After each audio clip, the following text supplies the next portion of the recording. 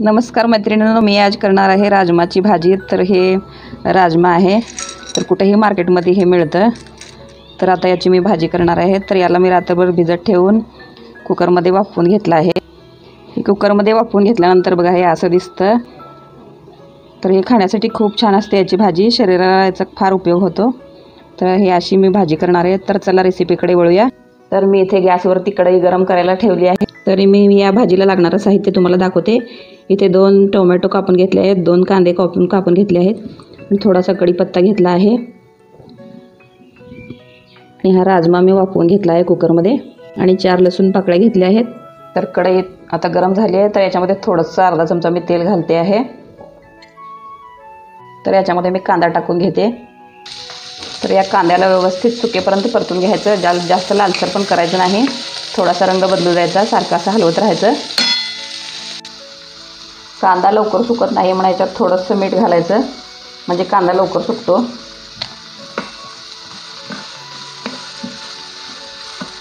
मी इथे कांदा उभा चिरला आहे, तुम्ही कसाही चिरू शकता।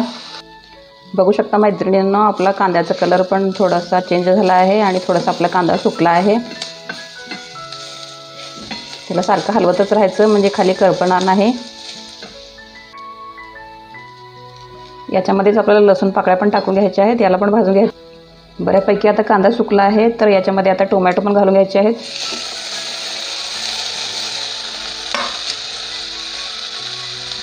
याला पण चांगलं व्यवस्थित थोडं सुकेपर्यंत हलवून घ्यायचं आहे।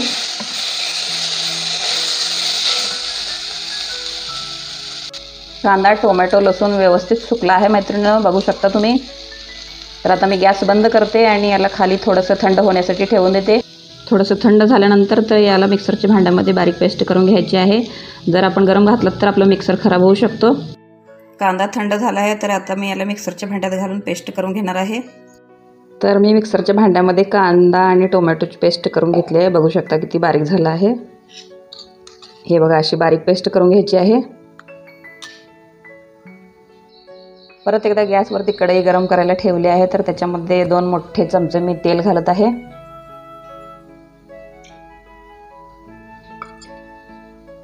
तेल पण गरम झालं आहे, तर याच्यामध्ये अर्धा चमचा जिरे घालत आहे।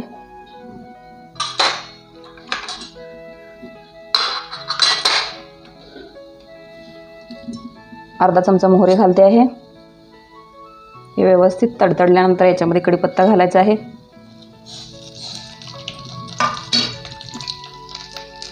याच्यामध्ये 1 चमचा मी काळा तिखट घालत आहे। तर आमच्याकडे याला काळा मसाला पण म्हणून ओळखलं जातं।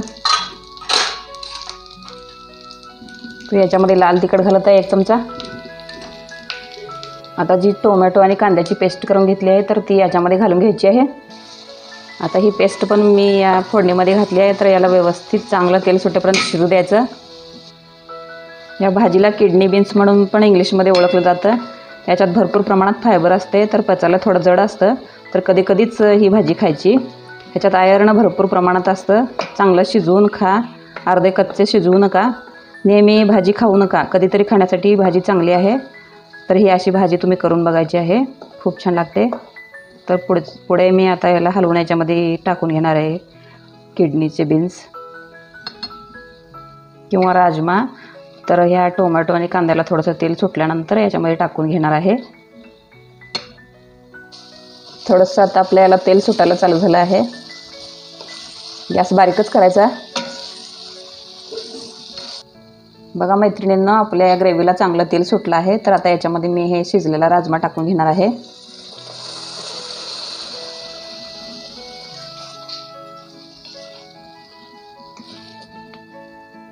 याच्यात थोडंसं आपल्या गरजेनुसार पाणी घालायचं आहे। तर मी मिक्सरचे भांडं ते वाटलेलं होतं आणि त्याच्यामध्येच विसळून हे पाणी घालत आहे।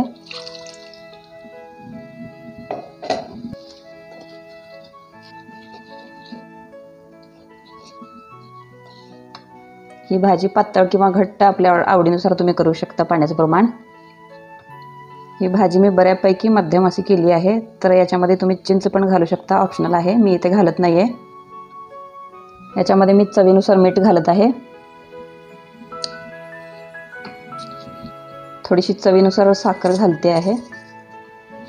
तर याला चांगलं हलवून घ्यायचं आणि थोडा 5 किंवा 10 मिनिटं याला झाकून ठेवायचं उकळी येईपर्यंत।